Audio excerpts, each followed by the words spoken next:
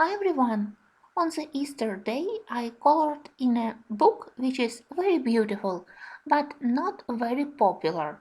It's a book by Josephine Enchanted Fairies, and I think that the main reason why it isn't very popular because it's really difficult.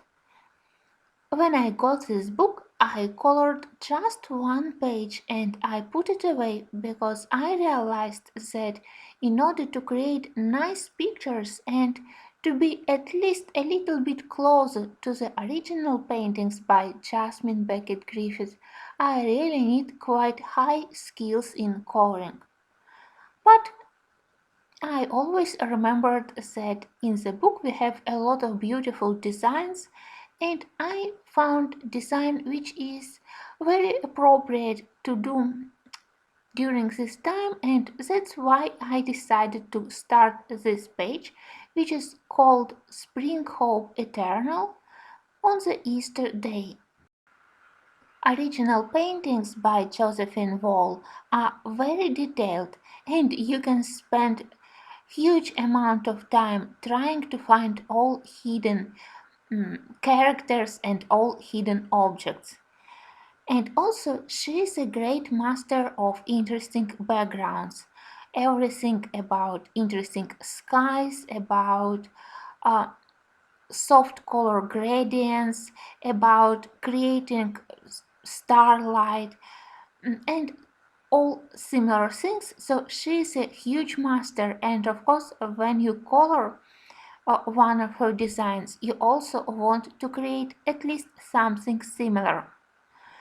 When this book was created, they put on the paper each and every detail from her original paintings.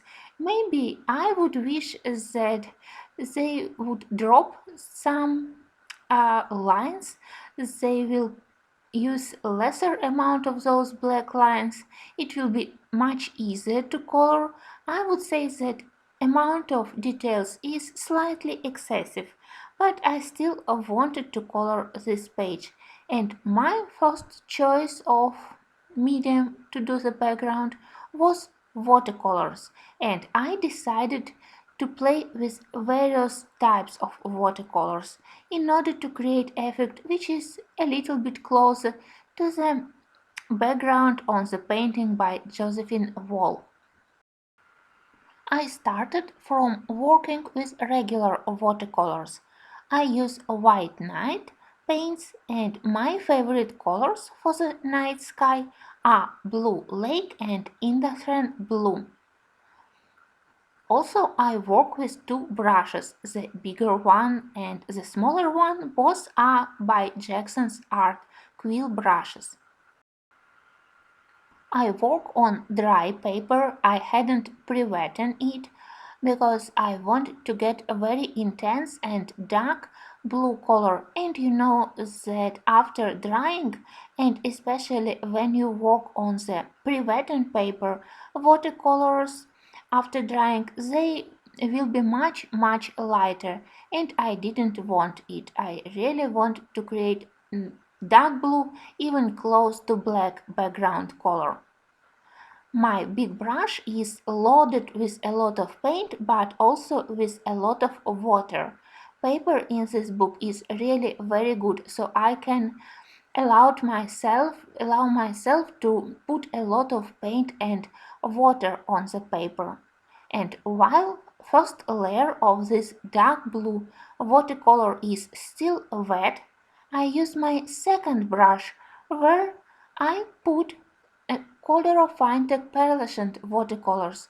I used silver pearl, I used blue pearl, and I dropped a little bit of those pearl watercolors into still wet surface of dark blue watercolors, and you can see that they created beautiful shining, and I made it in the area from the hand of angel to the globe of our earth.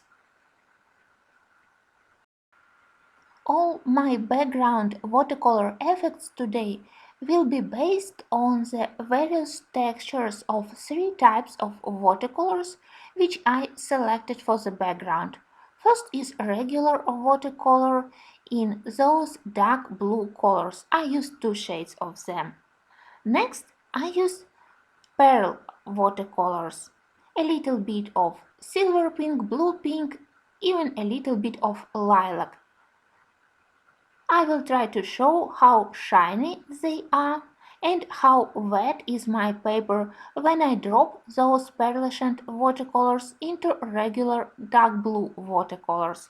I hope that you can see that I work with wet on wet technique. Both my brushes are loaded with a lot of paint and a lot of water.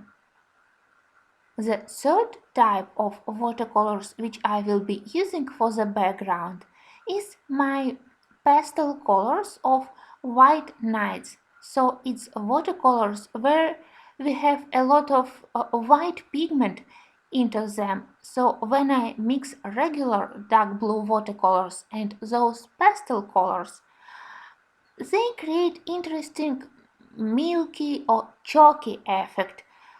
It less shiny, less prominent comparing to pearlescent watercolors, but still it creates interesting stains on the background. And you can see that I used a little bit of lilac, lavender, blue lake. I made separate video about these new colors of white night watercolors. I will leave you a link to that video, and I decided that this picture is a perfect uh, page to use them. You can see them now with these pastel colors, and together with dark blue they create interesting effect, some kind of light halo around angel. Unfortunately, it's quite difficult to catch on camera how nicely is how shiny is my background. When I drop a little bit of pearlescent watercolors, it really create a very delicate shining, which I think is very appropriate to this background, to this subject, to color angel, but it's not very visible on pictures and on video also. I will try to show you later under another angel, and maybe there you will be able to see those pearlescent stains into dark blue background.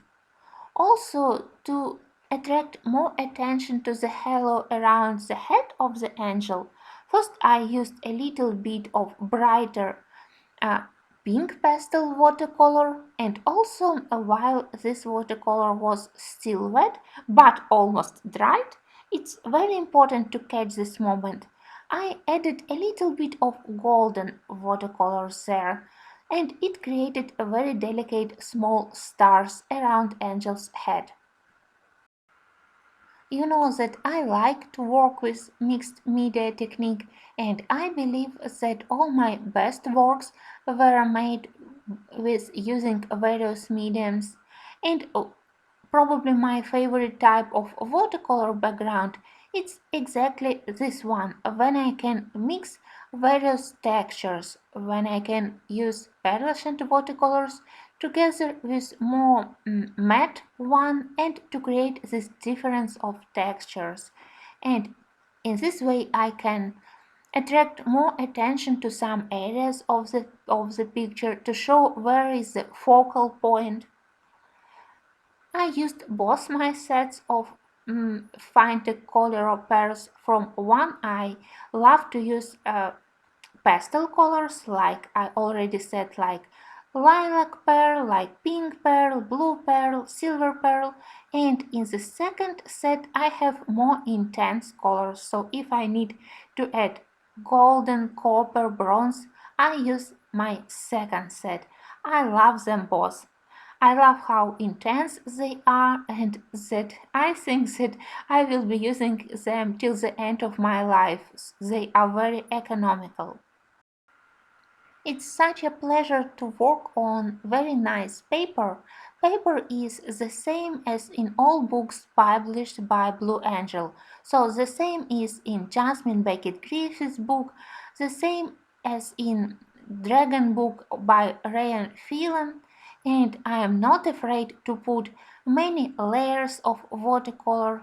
I am not afraid to put a lot of water and to concentrate on creating beautiful stains and swirls, and I am not bothered about problems with bleeding through or about buckling, about ruining surface of the paper. The only thing I did is after everything dried completely, then of course I ironed page because you know that I prefer to work with colored pencils on very smooth paper. So I simply ironed it one time and my paper, the page was ready to start working with pencils. In this video I also will color earth and crocus flowers, and in the second part we will be coloring angel. On the globe, shapes of oceans and airs, they are not exactly very realistic. Continents looks almost similar to the real one, so I didn't bother about using some proper colors for the mountains, for the deserts. I simply decided that I will be using 2 or 3 shades of blue to show that ocean is deeper in the central part and closer to the continent.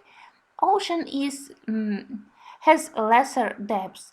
And for the continents I used a little bit of green, a little bit of yellow and a little bit of artichoke, which is almost brown. Geography never was my strong point of knowledge, so I am really sorry if I made some mistakes and if I colored something wrong on the earth.